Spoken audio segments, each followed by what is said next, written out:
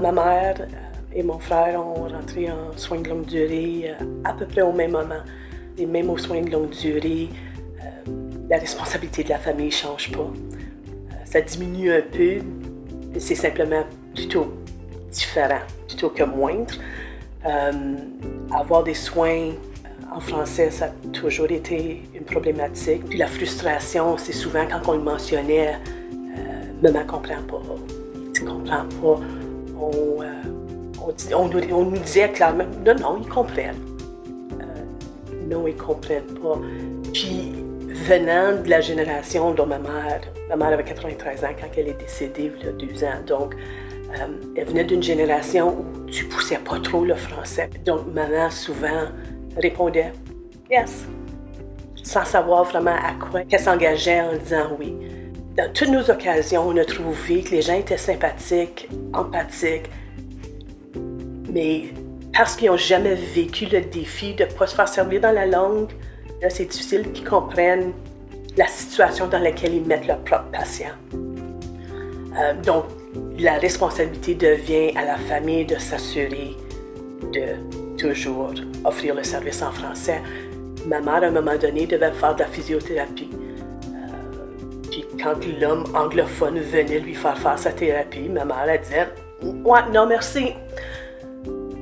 Donc, pour une période de 6 semaines, 2 fois par semaine, à tous les dîners, je me rendais à la maison de soins de longue durée pour encourager ma mère de faire ses exercices parce que le personnel n'était pas en mesure de lui parler de façon où elle pourrait comprendre. Mon frère, c'était la même situation. Mon frère était enseignant pour des années, puis à l'occasion, on rentrait, puis les infirmières nous disaient « il a tenté de nous faire la leçon encore le matin, ils nous ont dit qu'on parlait pas bien français. » Elle a dit « je parle pas français du tout, donc c'est vrai que je parle pas bien français, je parle pas français. » Mais il y avait toujours cette nécessité-là ou ce besoin chez lui de montrer le français parce que c'était la langue dans laquelle lui, il était confortable. On a même vécu à un moment donné une dame qui est tombée, qui était francophone, elle faisait partie de l'unité à ma mère. Puis elle s'était frappée la tête. Puis quand l'infirmière est venue pour l'aider, la dame faisait plus parler en français. C'est une francophone de la région d'Ottawa. Puis elle dit « speak to me in English, speak to me in English ». Puis là, à un moment donné, moi, j'ai fait le tour autour du foyer pour faire comprendre, mais la dame est en crise. Je vais essayer de vous aider, c'est pas mon métier, mais je vais tenter de vous aider. Donc, on a dû intervenir.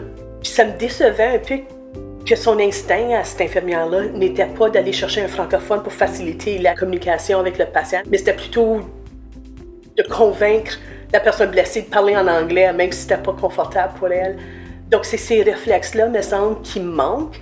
Cette compréhension-là qui manque, qui serait intéressant de voir une amélioration de la formation quelconque, de quoi pour faciliter la compréhension de comment tu te ressens quand tu ne comprends pas vraiment ce que la personne qui est censée t'aider te dit.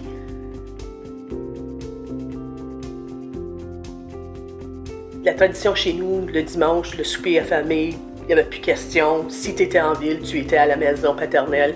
Puis c'est là qu'on passait nos dimanches après-midi. Donc, on a continué la tradition quand mon frère et ma mère étaient rendus à la maison de soins de longue durée. Puis souvent, on était 7, 8, 9.